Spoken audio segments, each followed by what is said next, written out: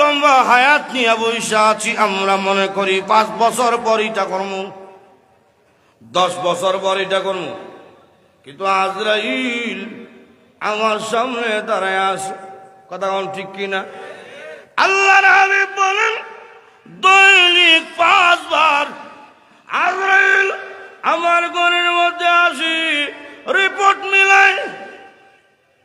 আমরা তো লম্বা লম্বা আশা করে বইয়া রয়েছি। আল্লাহর নবী রাহমাতুল লিল আলামিন একদিন সাহাবায়ে কেরামকে ডাকদা বলছেন, সাহাবীরা রে বলো দেখি কে কত সময় পর্যন্ত বাঁচবে?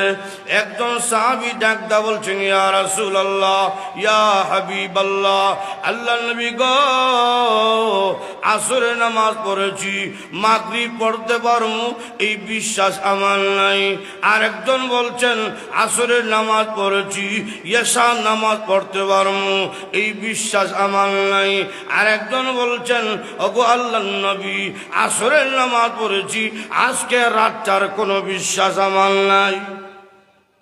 নবীজি বললেন, এত লম্বা লম্বা আশা তোমরা করো, কেউ বলতেছো আসর থেকে মাগরিব, কেউ বলতেছো আসর থেকে এশা, কেউ বলতেছো আসর থেকে সারা রাত। এত লম্বা লম্বা আশা কেমনে তোমরা করো?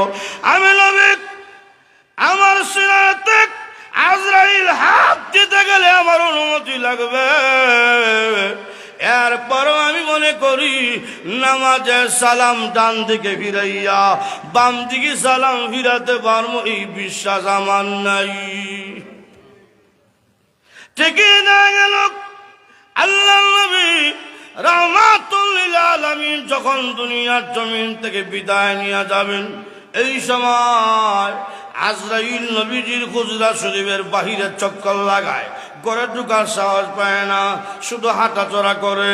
নবী ডাকতে বলছেন, ফাতেমা দরজার দিকে তাকে দেখো, মা কে যেন বারবার ঘরে ঢুকতে চায়।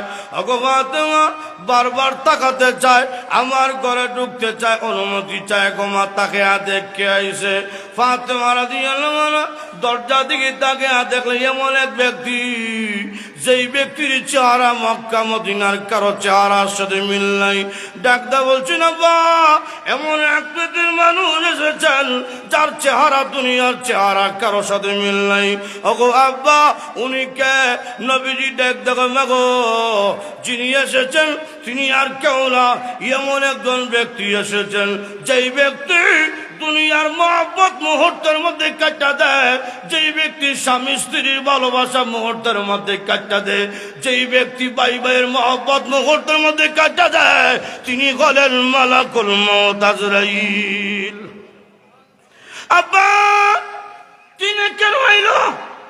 দরজা আমি খুলতাম না গো।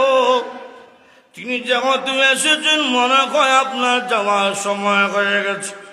আব্বা, আপনি যদি চলে যান বলেন, আমার যে কেউ নাই, আমার যে মা নাই, ভাই বোন কেউ নাই, আমি কার কাছে দুঃখ বলবো? নবীজি বলছেন, গো আজরাইল আমার অনুমতি চায়, এটা আমার সম্মান, আমার মর্যাদা, এটা আমার শান আর সম্মান আর মর্যাদা গো মা। বলো আমি অনুমতি দিয়েছি করে ঢোকার জন্য। অনুমতি পাইয়া আজরাইল নবীজি বাম পাশে গিয়ে বৈশা আছে, সিনার মধ্যে হাত রাখার মতন সাহস আজরাইলের নাই। আজরাইলকে দেখিয়া নবীজি বলছেন, আজরাইল তোমার আশার আলামত দেখে জ্বালাইছি, যাওয়ার মনে হয় সময় হয়ে গেছে, অপেক্ষা করো, আমার বন্ধু আসার আগ পর্যন্ত তুমি অপেক্ষা করো।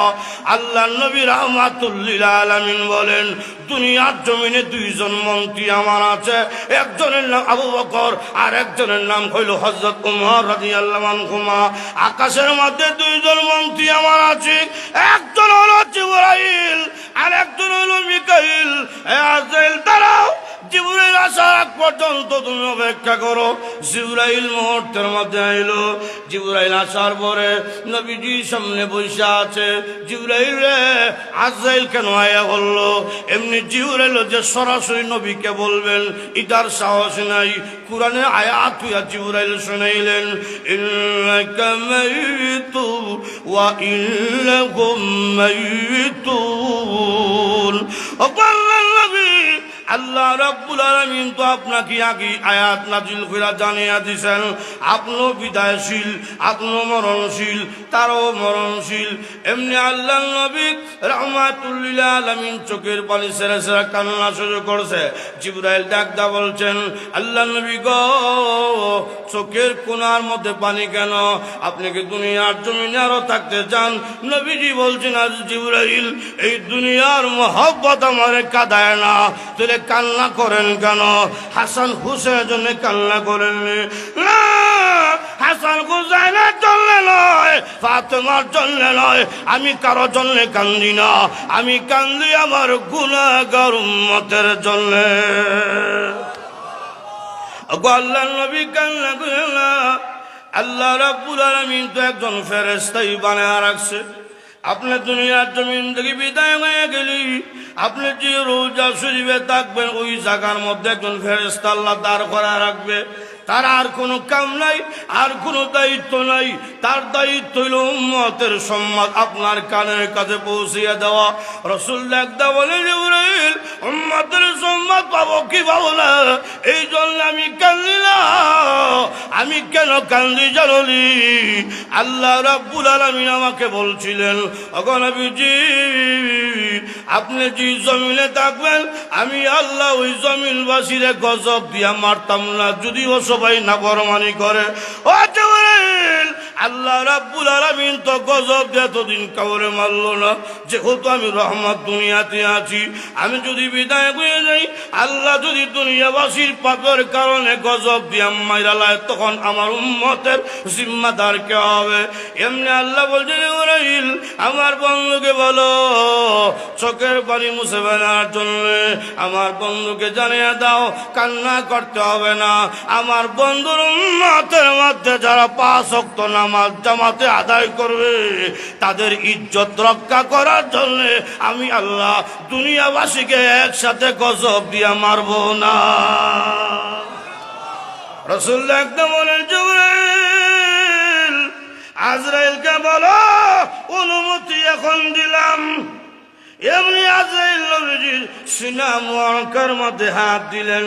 হাত যখন সিনা মুবারকে দিয়েছে, নবীজি ডাকতে বলছেন, আজরাইল, তোমার হাত আমার সিনার মধ্যে রাখছো নাকি উহুদের পাহাড় আমার সিনার মধ্যে রেখেছো? এমনি আজরাইল বলছেন, ওগো আল্লাহর নবী, এত সহজে কারো জান আমি কবজ করি নাই, আর কোনোদিন করব না। আল্লাহর নবী গো, আপনার রূহ মুবারক আমি সহজে কবজ করতেছি। বাইরে আমার লক্ষ্য করে দেখুন, যেই নবীজির হুজরা শরীফে, যেই নবীজির সিনা মুবারকের মধ্যে আজরাইল হাত দিতে গেলে অনুমতি লাগে, সেই নবীও যেহেতু দুনিয়ার জমিনে থাকতে পারলেন না, আপনি আমি কেউ থাকার মতন ক্ষমতা নাই, আমরা কেউ দুনিয়ার জমিনে থাকতে পারবো না, সব মরণশীল। এই জন্য কোন দিন কোন জায়গার মধ্যে কে মরবো এটার খবর কে জানেন? আরো যেরকম কে জানেন? এই জন্য আল্লাহ পাক এই মরণকে, কিয়ামতকে গোপন রাখলেন কেন? গোপন রাখার কারণ হইল আমরা যেন প্রতিটা মুহূর্তে, প্রতিটা সময় মৃত্যুর জন্য প্রস্তুতি নিতে পারি। হাসিলে কঠিন ময়দানে দাঁড়ায় জবাব দিতে হবে, সেই প্রস্তুতি যেন নিতে পারি। এই জন্য মহান আল্লাহ গোপন রাখছেন। এখন আগামীকাল আমি মরতে পারি, এই সম্ভাবনা আসেনি। এই যে বসে আছি, দাঁড়াতে তো পারবো, এই গ্যারেন্টি আমার নাই। সুতরাং এখন থেকে মরণের প্রস্তুতি নেওয়ার দরকার আসেনি। যদি মরণের প্রস্তুতি নেওয়া জীবন চালাই, গুনাহ থেকে বাঁচা সহজ। মরণ কে বুঝলে গেছে? পাপিষ্ট, তার দ্বারা সমস্ত পাপ করা সম্ভব। আর মৃত্যুর কথা তার সবসময় জাগ্রত, কলবের মধ্যে মৃত্যুর কথা স্মরণ। জিনা করতে গেছে, মরণের কথা ইয়াদ হয়ে গেছে, জিনা করে না। চুরি করতে গেছে, মৃত্যুর কথা স্মরণ হয়ে গেছে, চুরি তাকে হেফাজত থাকে। এই জন্য মৃত্যুকে স্মরণ করার দরকার আসেনি। আল্লাহু আকবার। এই জন্য মৃত্যুকে স্মরণ রাখা, মৃত্যুর জন্য প্রস্তুতি থাকা, ফাফাসা ছেড়ে দেওয়া, পাপাচার ছেড়ে দিয়ে আল্লাহর গোলামির দিকে ধাবিত হওয়া। আল্লাহ পাক যেন আমাদের সকলকে পরকালের প্রস্তুতি নেওয়ার তৌফিক দান করেন। এই যে মাদ্রাসা পরকালের শিক্ষা দেয়, মানুষের অন্তরে জাহান্নামের ভয় তৈরি করে, মানুষের অন্তরে কোরআন শিক্ষার মাধ্যমে আল্লাহর ভয় তৈরি করে। সুতরাং এই সব মাদ্রাসা আর থাকার দরকার আসেনি, আর যেরকম দরকার আসেনি। এই মাদ্রাসাগুলো আছে এখনো এই সমাজের চুরি ডাকাতি প্রকাশ্য হয় না, গোপনে হয়। এই মাদ্রাসা তৈরি করে শ্রেষ্ঠ নাগরিক, কথা কোন ঠিক কিনা? এই মাদ্রাসা আছে বলে এখনো মা তার সন্তান তার মাকে গভীরভাবে সম্মান শ্রদ্ধা করে, কথা কোন ঠিক কিনা? যখন এই মাদ্রাসাগুলো থাকবে না, আলেম ওলামা থাকবে না, কোরআন শিক্ষা থাকবে না, এই মানুষের সমাজ আর মানুষের সমাজ থাকবে না, পশুত্বে রূপান্তরিত হবে। সুতরাং এই মাদ্রাসা শিক্ষা থাকার দরকার আছে না, আছে না?